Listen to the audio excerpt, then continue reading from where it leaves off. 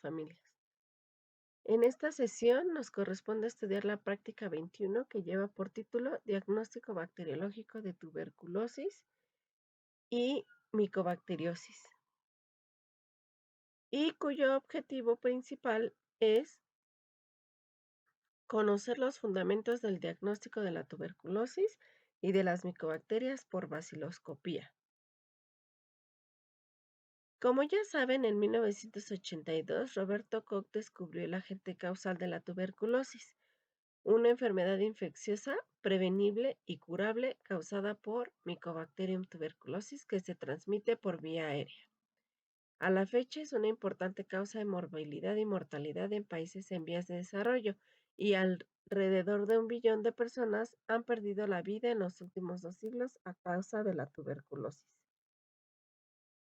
A pesar de ser tratable y prevenible, a la fecha es una importante causa de morbilidad y mortalidad en países en vías de desarrollo, y alrededor de 1 billón de personas han perdido la vida en los 2 últimos siglos a la causa de la tuberculosis. En el 2018, 10 millones de personas se enfermaron, de las cuales 5.7 millones eran hombres, 3.2 millones eran mujeres y 1.1 millones eran niños. Ese mismo año, 1.5 millones de personas murieron a causa de la tuberculosis, de las cuales 251,000 muertos ocurrieron entre personas que padecían de VIH.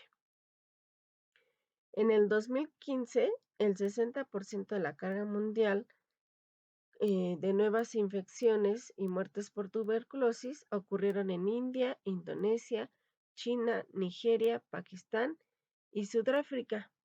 La OMS tenía como objetivo erradicar a la tuberculosis en el 2035. Sin embargo, el objetivo no se logrará, entre otras cosas, debido a que no existen los recursos necesarios para prevenir y tratar esta enfermedad. En América Latina, México va a ocupar el tercer lugar en cuanto a la incidencia de casos de tuberculosis pulmonar. Del 2001 al 2010 se notificaron 165,597 casos de tuberculosis pulmonar, 2,398 casos de tuberculosis meningia y 28,696 casos de tuberculosis de otras formas. La tasa de incidencia nacional de casos de tuberculosis del 2001 fue de 16,16 casos por cada 100,000 habitantes, y en el 2010 fue de 14,19 casos por cada 100,000 habitantes, lo que nos permite identificar que la localización anatómica más frecuente de tuberculosis es la pulmonar con el 84,5%, otras formas con el 14,3% y la meningia con 1,14%. Y que el grupo de edad más frecuente donde se presenta la tuberculosis está en pacientes entre 25 y 44 años de edad, siendo el género más frecuente en el que se presenta esta tuberculosis el género masculino, y que además el uso del tabaco o el consumo de tabaco va a multiplicar por más de 2,5 el riesgo de padecer esta tuberculosis.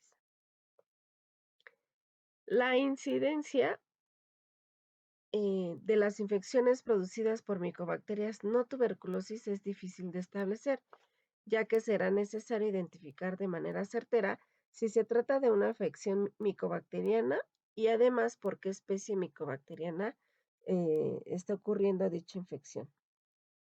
Pero de manera general, las micobacterias pues se van a conocer como bacterias aerobias en forma de bacilos cortos que no van a formar esporas, son inmóviles, son aerobias estrictas, de crecimiento lento y que van a poseer un genoma del 61 al 71% en su DNA de contenido de guanina citosina en dependencia de la especie. Son bacterias muy resistentes y son capaces de resistir a la desecación y a la decoloración con ácido alcohol en la tinción de Sid-Nielsen. Como ya saben, esta resistencia se debe a la presencia de glicolípidos y ácidos micólicos en su pared celular, la cual es rica en estos ácidos grasos de cadena larga. Las especies de micobacterias se pueden dividir en 3 importantes grupos. El primero de ellos que produce la tuberculosis es el que se forma por el complejo Mycobacterium tuberculosis. Dicho complejo Cuenta con las especies Mycobacterium tuberculosis, Mycobacterium caneti, Mycobacterium africano, Mycobacterium bovis, a partir de la cual se aisló el bacilo de Camerigram para el proceso de vacunación, Mycobacterium capre, Microti, Mungi y Pinnipedi. El segundo grupo es el de Mycobacterium lepre, que es la especie causante de la lepra, y finalmente el complejo de micobacterias no tuberculosis, más conocida como complejo MOT, que proviene del inglés Mycobacterium other than tuberculosis. Dependiendo del sitio de infección en el cual se presentan estas micobacterias, pueden producir cuadros pulmonares y cuadros no tuberculosos. Principalmente estas bacterias no tuberculosas las podemos eh, observar las podemos observar presentes en ganglios linfáticos, en tejidos blandos, de heridas quirúrgicas, en piel y en otros órganos que veremos más adelante. Estas especies no tuberculosas han cobrado relevancia a nivel mundial en los últimos años y, por ejemplo, en Estados Unidos el número de muertes causadas por micobacteriosis ha aumentado de 219 en 1999 a 278 para el 2010, lo cual representa un incremento del 26%. Y recientemente en Inglaterra, en Irlanda del Norte y en Gales, la incidencia de micobacteriosis se incrementó de 5.6 a 7.6 del 2007 al 2012. Para que la infección por Mycobacterium tuberculosis ocurra, es necesario que Mycobacterium entre en contacto con un huésped. Una vez que entra en contacto con el huésped, induzca el reclutamiento y la activación de los macrófagos tisulares. Y pues este proceso va a ser mejorado y sostenido por la producción de algunas interleucinas y por el factor de necrosis tumoral alfa. Dos cambios principales que involucran al macrófago ocurren durante este proceso: la formación de algunas células epiteloides y la formación de células gigantes multinucleadas, que son agregados de macrófagos y que se fusionan para optimizar la fagocitosis. Esta agregación de células gigantes que rodean a las partículas de Mycobacterium y a los linfocitos y otras células circundantes se conoce como granuloma tuberculoide. Una vez que este granuloma es formado, la infección puede permanecer latente ahí en el pulmón y generalmente se va a localizar en la porción media de los pulmones. A esto se le conoce como foco de Gone. En la mayoría de las personas infectadas, el foco de Gone entra en un estado de latencia, pero si la bacteria se sigue duplicando, el granuloma crece de tal forma que no puede contener la infección, causando una infección activa, e incluso la bacteria puede llegar a diseminarse a otros órganos. Si se disemina, se va a conocer como tuberculosis miliar, y cuando infecta directamente otros órganos distintos del pulmón, se llama tuberculosis extrapulmonar y puede afectar a meninges, ganglios linfáticos, huesos, articulaciones, tracto genitourinario, tracto gastrointestinal, tracto reproductivo, sistema nervioso central, inclusive hasta la piel y en otros órganos. Como se puede observar en esta imagen, algunos de los síntomas que se presentan para Mycobacterium tuberculosis pulmonar, ya sea confirmada, ya sea primaria, se comparten con los otros tipos de tuberculosis, como la tuberculosis miliar, la pleuritis tuberculosa, eh, algunas recidivas de tuberculosis durmientes y la tuberculosis extrapulmonar. ¿Cuáles son estos síntomas? Sudoraciones nocturnas, inapetencia, mucha debilidad, fiebre constante, tos seca, hay pérdida de peso e incluso hay síntomas gastrointestinales. Así, tenemos que en dependencia del estado en el que se encuentra la infección, podemos tener diferentes resultados en los tipos de diagnóstico serológico o del cultivo, serológico, cultivo, presencia del bacilo en el esputo, la capacidad infectiva del paciente, si el paciente presenta síntomas o no y cuál es el tratamiento de preferencia que se sugiere para ese tipo de pacientes. Si la infección fue eliminada ya sea por respuesta inmune innata o por la adquisición de respuesta inmune, por ejemplo, a través de vacunación, las pruebas inmunológicas van a dar negativo si la respuesta o la infección fue por respuesta inmune adquirida. Obviamente no vamos a aislar el bacilo, no lo vamos a observar en una tinción. El paciente, pues obviamente no es infeccioso ni presenta síntomas y por lo tanto no se le debe de dar tratamiento. Pero cuando es una respuesta inmune adquirida, las dos pruebas que existen para hacer una reacción y determinar si el paciente ya estuvo en contacto con el bacilo, pues nos van a dar positivo. El resto nos dará negativo. En el caso de una infección latente por tuberculosis, tenemos que las pruebas inmunológicas de aquí en adelante darán positivo. El cultivo en este caso dará negativo, ya que es una infección latente, va a ser imposible aislar el bacilo. No vamos a observarlo obviamente tampoco en una muestra de esputo por tinción.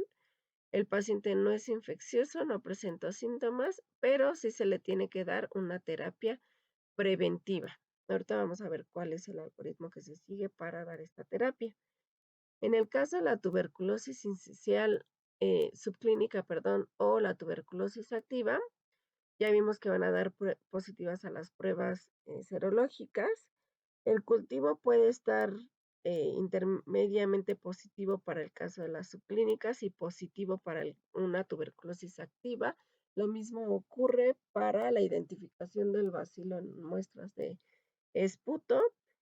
Son esporádicamente infecciosos cuando se trata de una infección subclínica, pero sí son infecciosos cuando se trata de una tuberculosis activa. Por lo tanto, a ambos tipos de pacientes es necesario aplicarle el tratamiento correspondiente.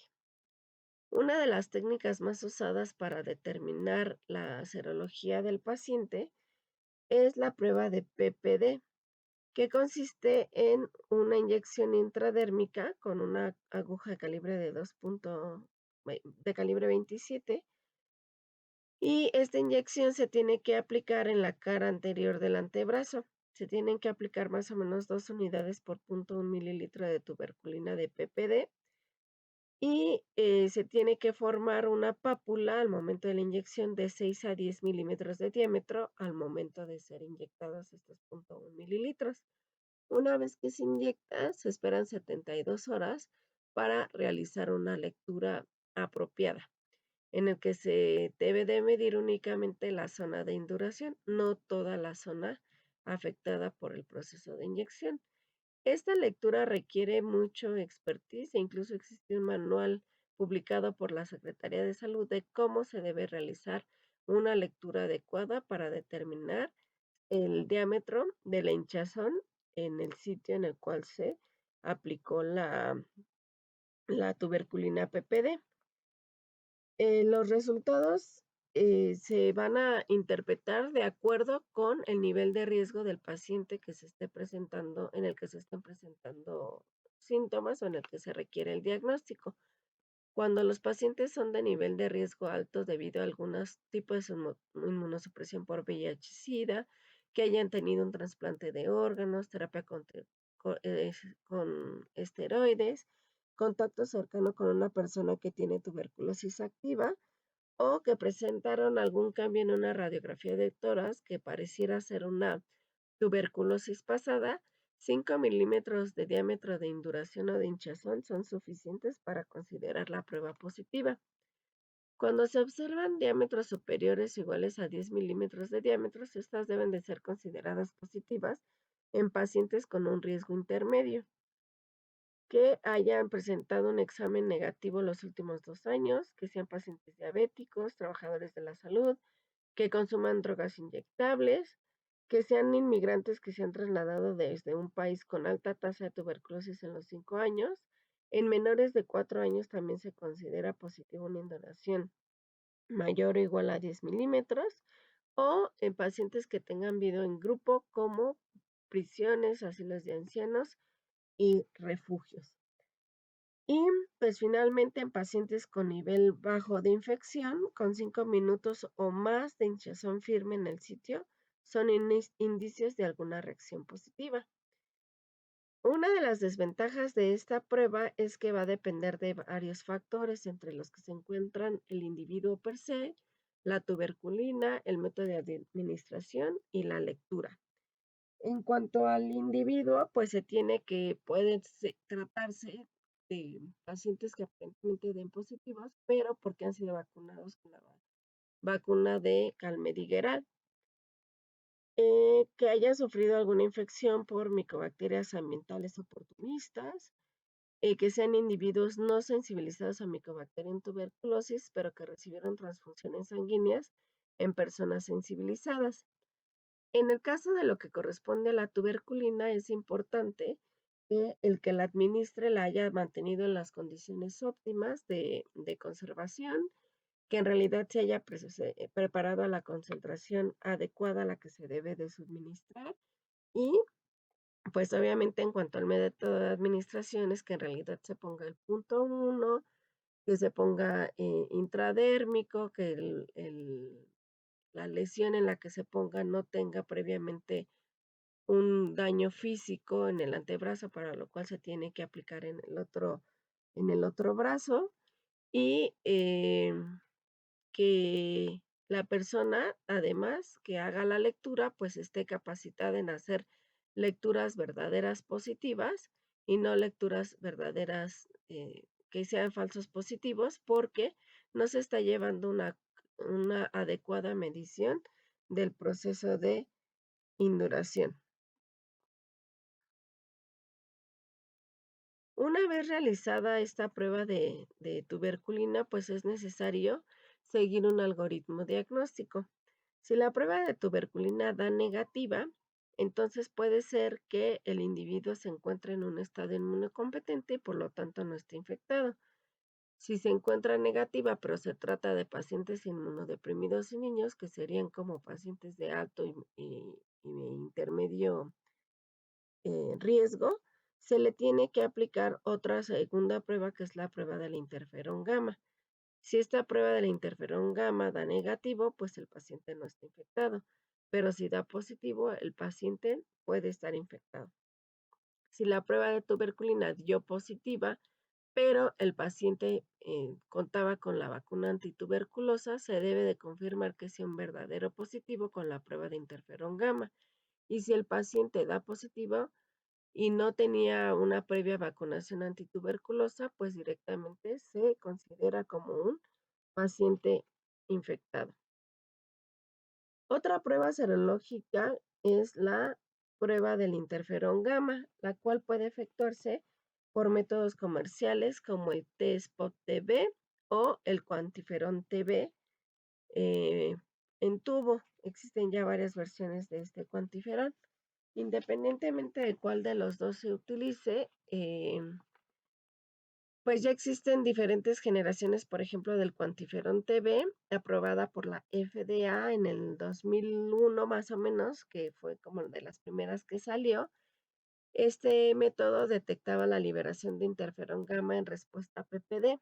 Más o menos para el año 2004, la FDA aprobó la segunda generación de esta prueba diagnóstica, denominada Quantiferon TB Gold, que a diferencia de la primera, no utilizaba antígenos micobacterianos del PPD, que es una de las principales desventajas de la prueba de tuberculina, porque nos puede detectar la inmunización por Mycobacterium bovis del bacilo BCG, sino que cambia el uso de ese antígeno del PPD por péptidos sintéticos que van a simular antígenos más específicos, como son el ESAT6 y el CFP10.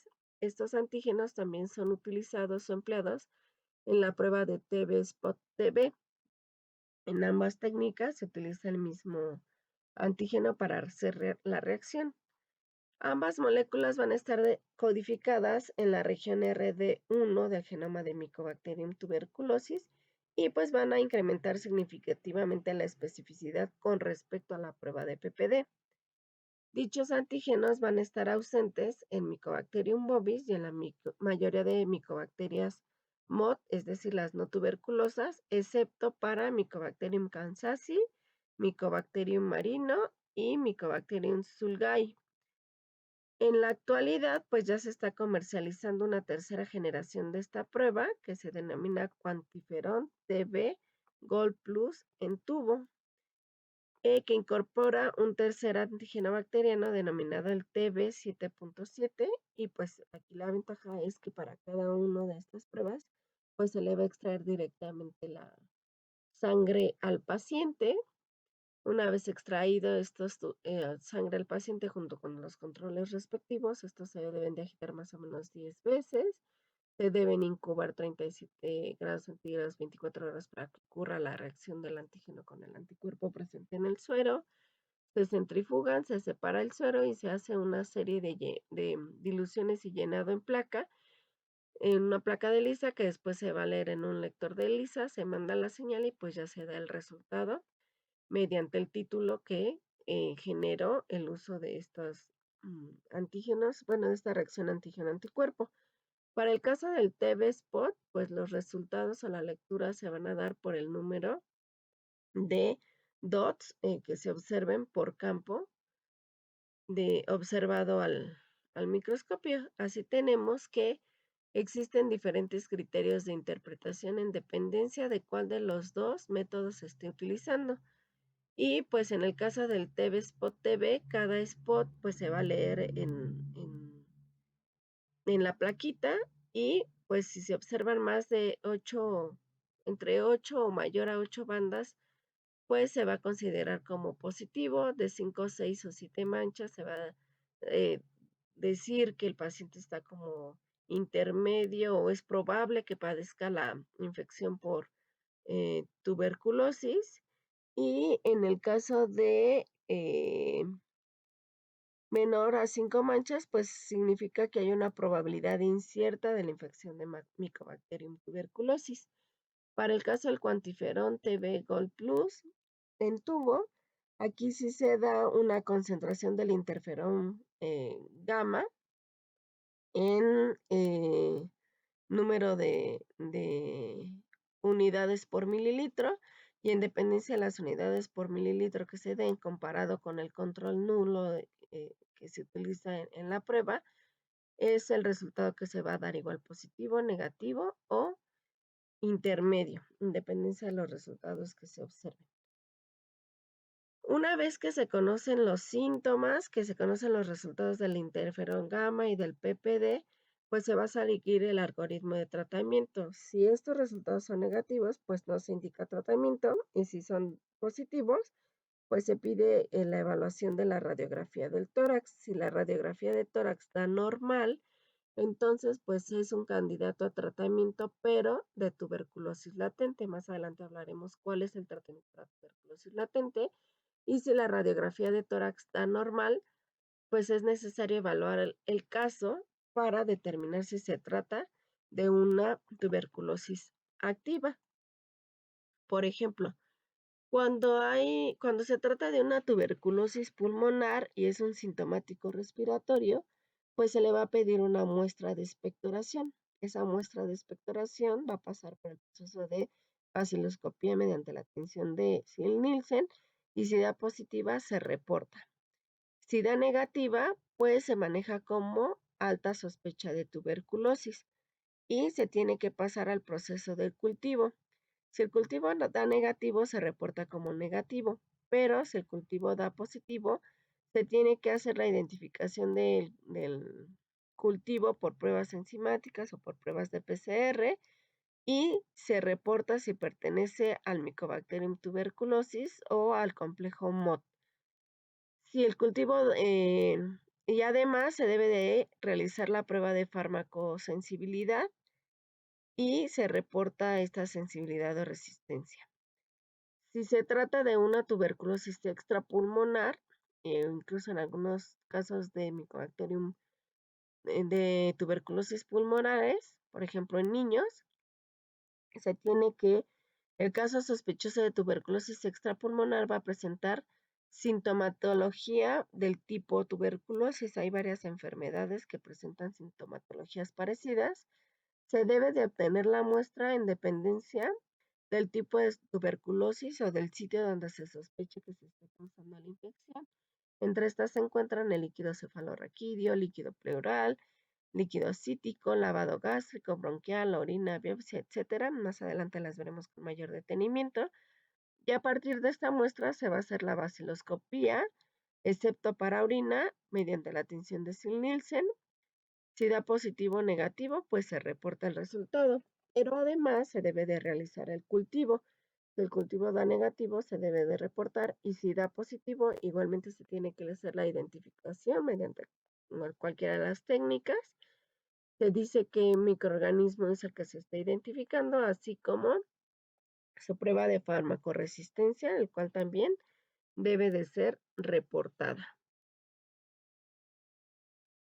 Dependiendo del tipo de muestras que nosotros requiramos para realizar la identificación microbiológica, pues vamos a tener esputo, lavado gástrico, bronquial, orina, de líquido cefalorraquídeo, biopsia o líquido pleural.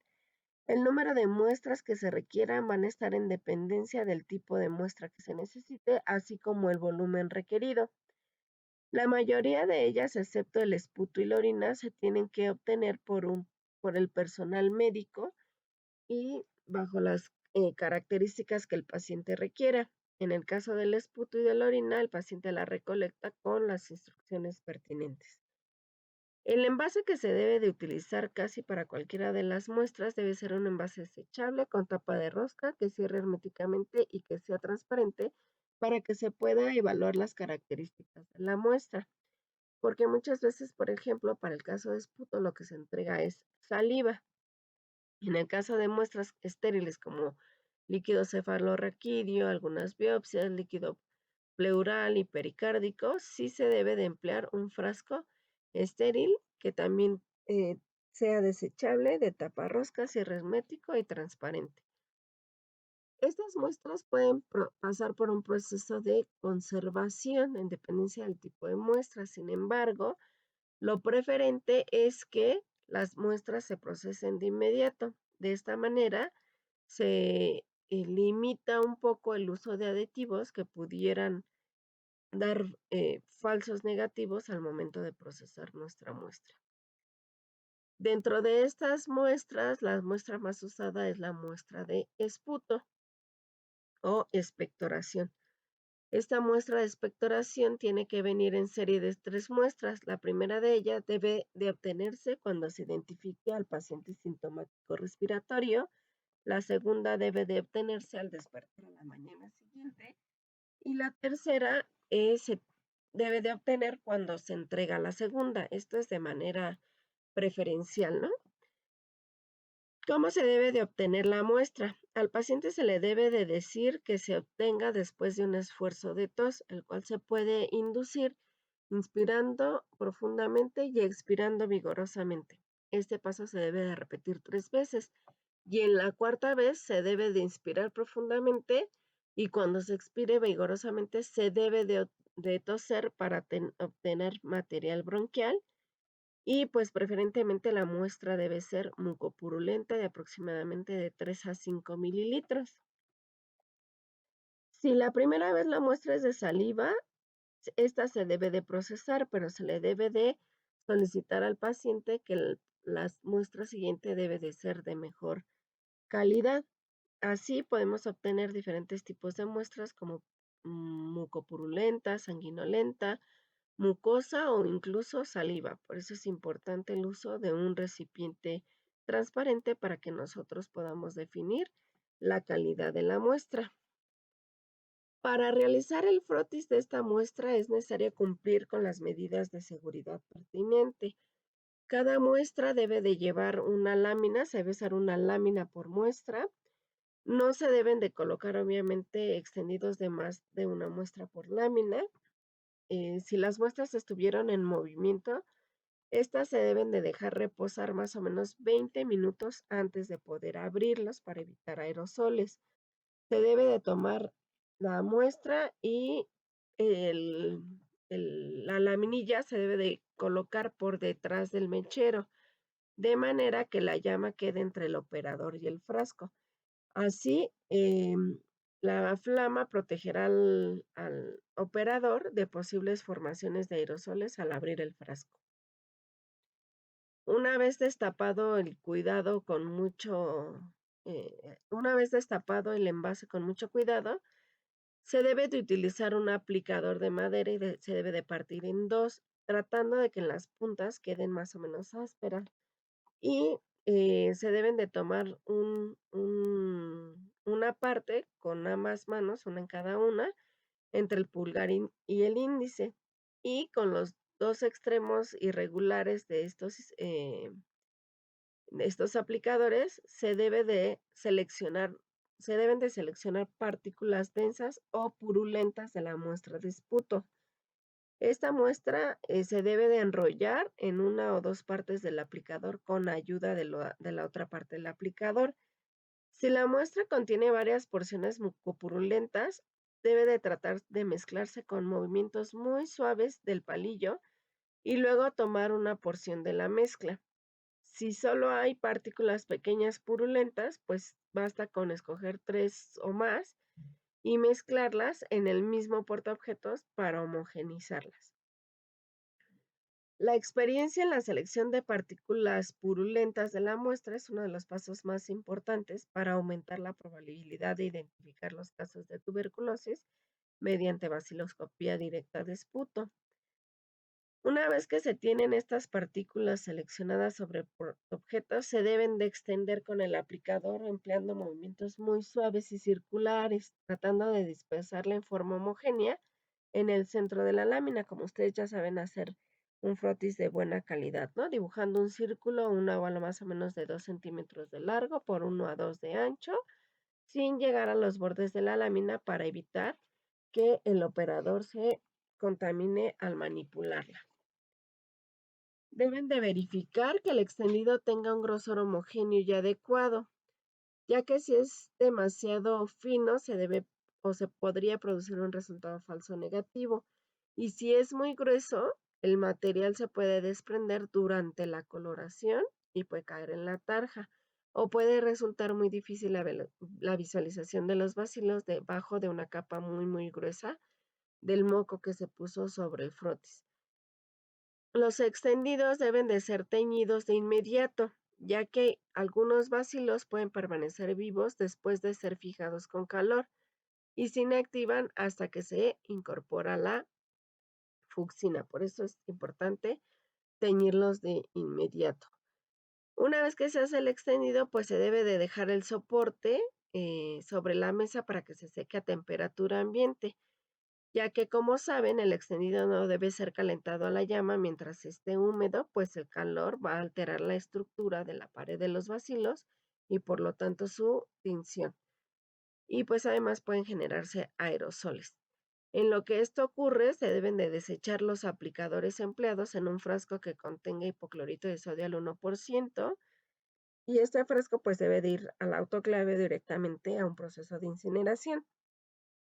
Cerrar inmediatamente con mucho cuidado el envase de la muestra con que se realizó el extendido y pues estas muestras se deben de conservar en refrigeración hasta terminar las lecturas de las baciloscopías y verificar que no es necesario realizar nuevos extendidos y nuevas tinciones o incluso que no es necesario enviar las muestras para su procesamiento para cultivo.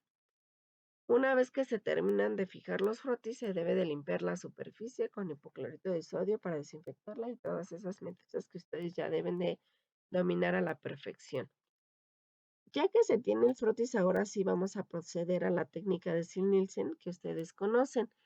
Se va a cubrir toda la preparación con fucsina fenicada completamente.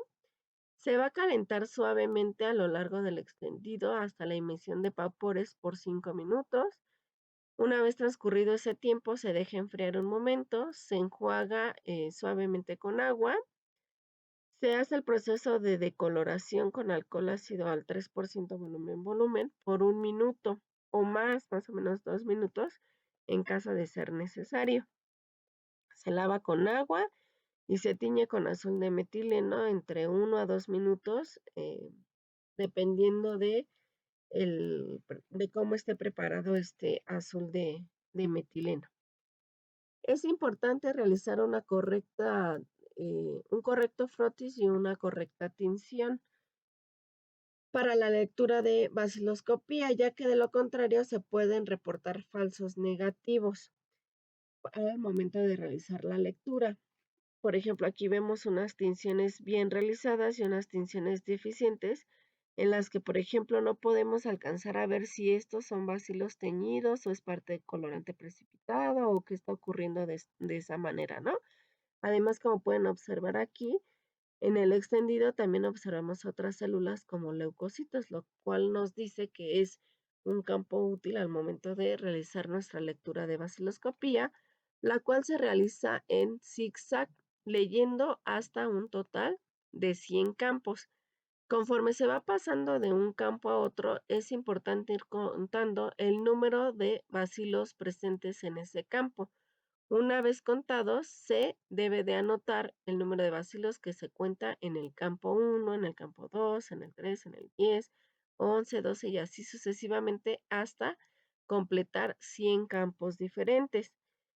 Existe una regla o una tabla que nos explica el número de campos a examinar en dependencia si se encuentran bacilos y en qué concentración. Por ejemplo, si no encontramos bacilos o encontramos menos de uno por campo, debemos de realizar la observación de mínimo 100 campos útiles. Ya les dije que son aquellos en los que alcanzamos a observar bacilos ácido alcohol resistentes con presencia de otras formas celulares, entre ellas los leucocitos, ¿no? 50 campos cuando contamos de 1 a 10 bacilos ácido alcohol resistente por campos y 20 campos cuando observamos más de 10 bacilos por campo. Si en todo el extendido observamos de 1 a 4 bacilos en todo el extendido, es necesario contar hasta 200 campos. Por ejemplo, en esta muestra que yo les pongo aquí, fuimos anotando cuántos bacilos contaba yo por cada uno de los campos. Si observan bien, a lo largo de 20 campos, en todos los campos tuve más de 10 bacilos por campo y por lo tanto únicamente cuento 20 campos en esa preparación. Entonces, para calcular el promedio de bacilos ácido alcohol resistentes encontrados por campos, se debe de sumar el total de los bacilos contados en todos los campos diferentes.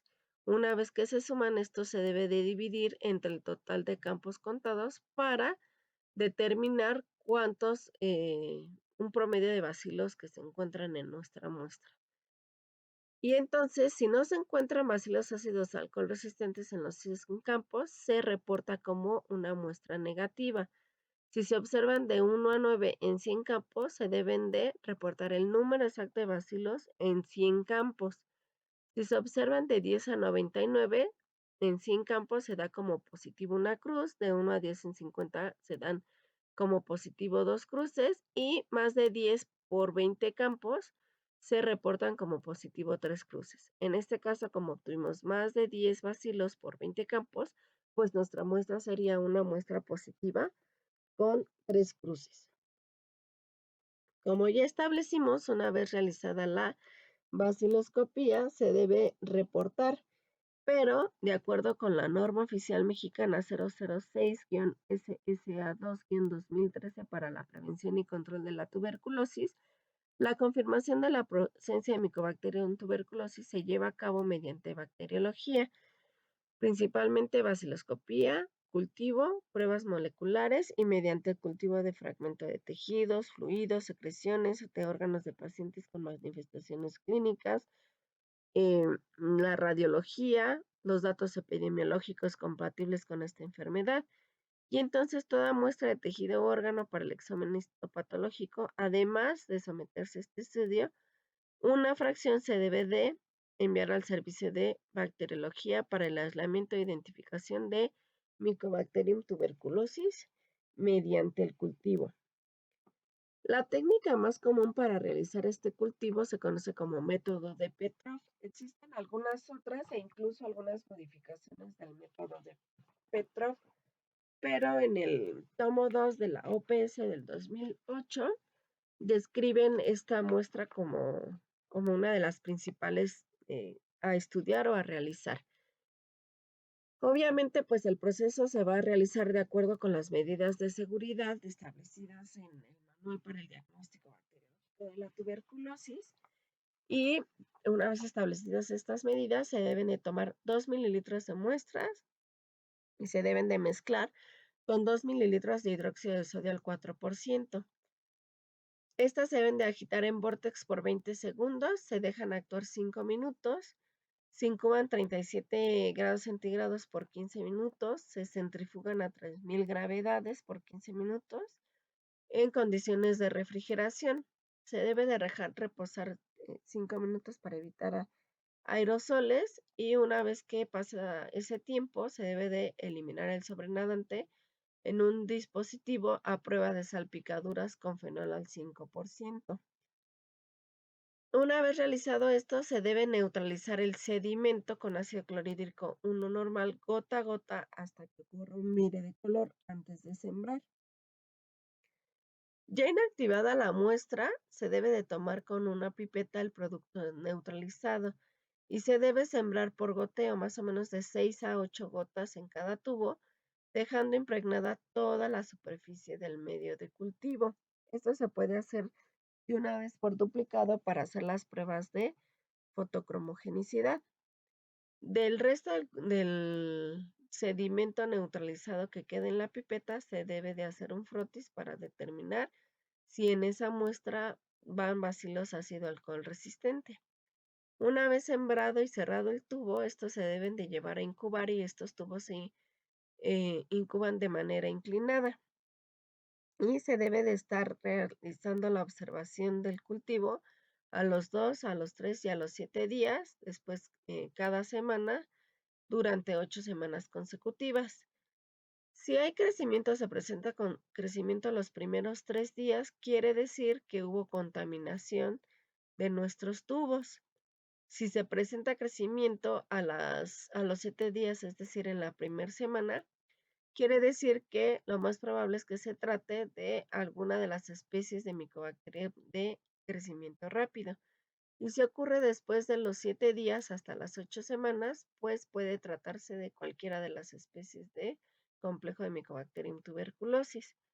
Una vez que se obtiene crecimiento, se debe de realizar de esa muestra otra frotis de Nielsen para asegurar que se trata de bacilos ácido alcohol resistentes. Por ejemplo, aquí en este medio del Lowensteinense tenemos una bacteria ambiental que es cromógena, una bacteria de rápido crecimiento, una bacteria de lento crecimiento con colonias mucho más pequeñas y pues el crecimiento típico de Mycobacterium tuberculosis. Ya que se observa crecimiento, pues se va a proceder al reporte del crecimiento con base en esta tabla. Si todos los tubos inoculados con la muestra están contaminados, pues se informa como contaminado. Si no se observa desarrollo después de la 8ª semana, se reporta como cultivo negativo.